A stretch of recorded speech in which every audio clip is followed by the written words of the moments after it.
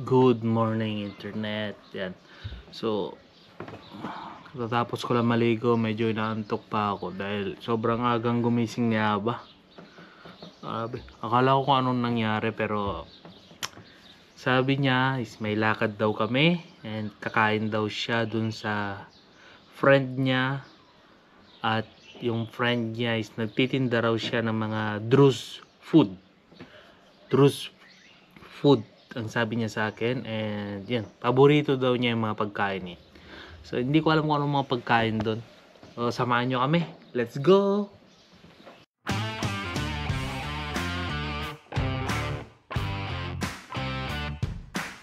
Yun, so nandito na kami ngayon sa labas. Nantay na namin yung taxi. So about where are we going today? Yabne. Yabne?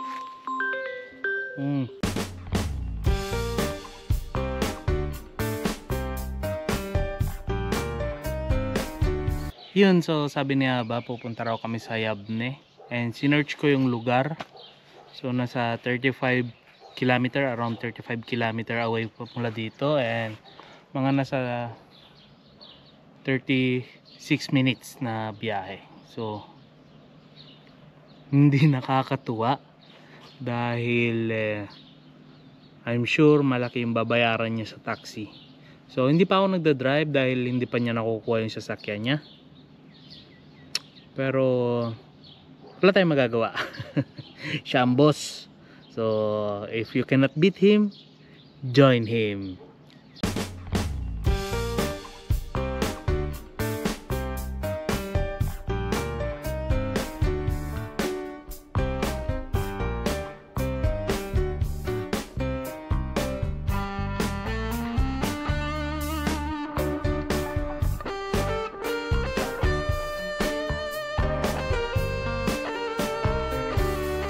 Ay.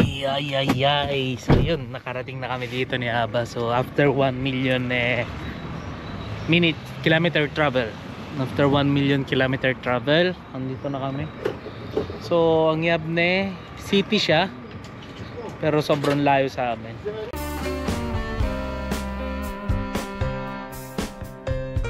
Yun, so naghahanap kami ni Aba kung saan may Rampage dahil puro lahat ay mga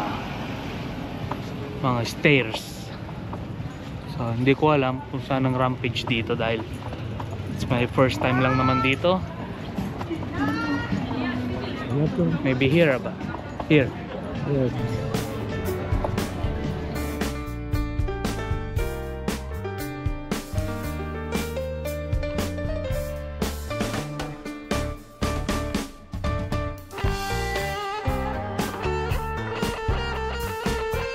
Nawala kami, nagtanong si Aba, so sabi nila sa ibang mall, hindi raw dito na mall. And yun, tatawagan na naman yung taxi, and kailangan na naman namin bumalik. Hanapin namin kung saan yung mall na yun. So buti na lang may mga mababait na tao na napagtanungan. Grabe, nakakapagod na araw to. Akala ko dito na dahil may nakita akong Pizza Hut, so kakain sana akong Pizza Hut. Pero mukhang minamalas ako.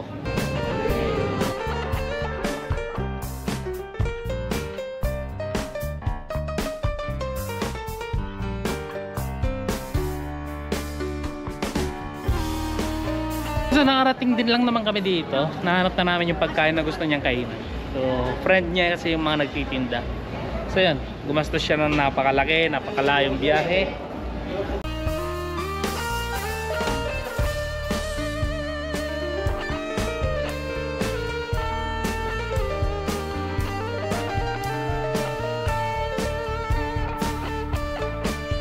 Okay, so ito yung mga pagkain nila.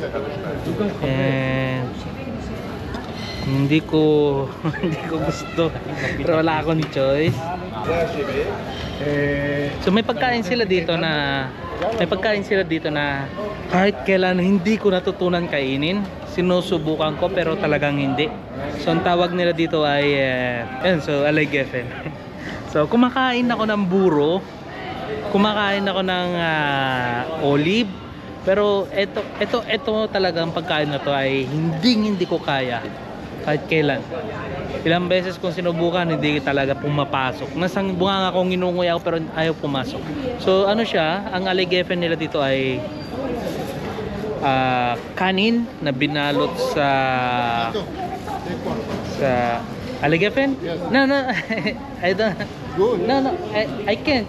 I try always, but it's really not. I always try the aligefen, but I don't know why. I always try the aligefen. Promise, yeah. Abadron always teach me, but every time I eat it didn't go in. Yeah. Maybe because it's not our culture, the taste, and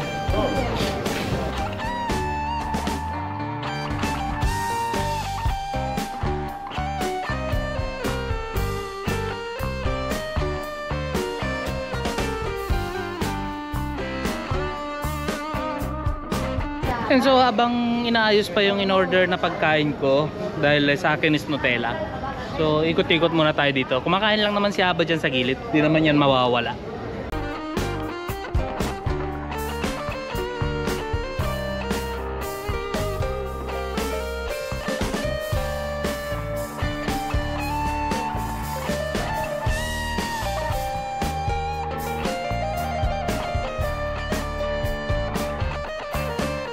This Wait, one? I'm still choosing. Okay, okay. I'm still Take a choosing. bag, later to go put in the bag. Okay?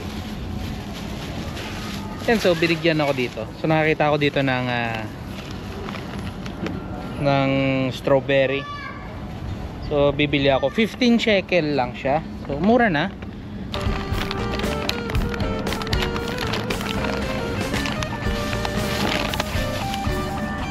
Ayan, subukan ko rin tikman.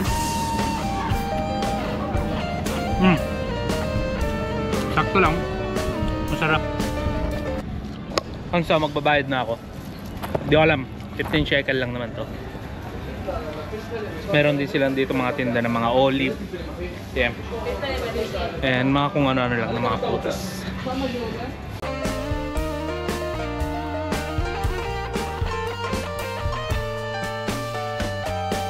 Kaya so babalikan ko na si Aba. Baka meron na yung pagkain ko.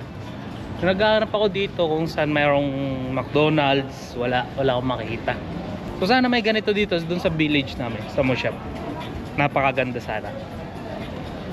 Ito na, binilan ako ni Aba.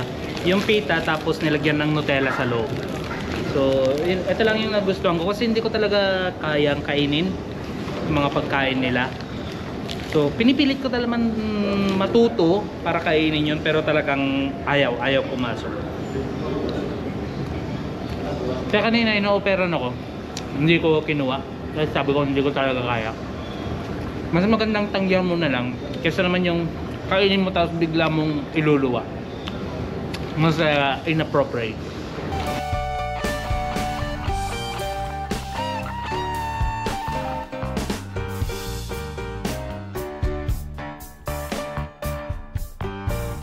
So meron din pala silang grocery dito, pero hindi ko na pwedeng pasukin dahil baka bigla akong hanapin ni Aba. Hindi ako pwedeng magtagal sa malayo. Dapat lagi lang ako sa malapit sa kanya. Malayo ng biyahe namin, nakakapagod. Tapos okay naman yung pagkain. Nabusog naman ako kahit tumaas yung sugar ko. Yung sugar. So yun. So chismis muna siya si Aba. So ako palakad-lakad lang, tingin-tingin lang kung ano meron.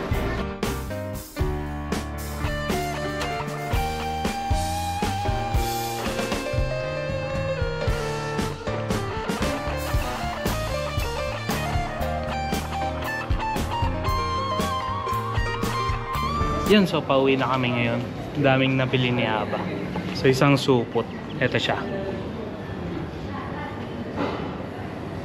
So yun, so may pagkain na si Aba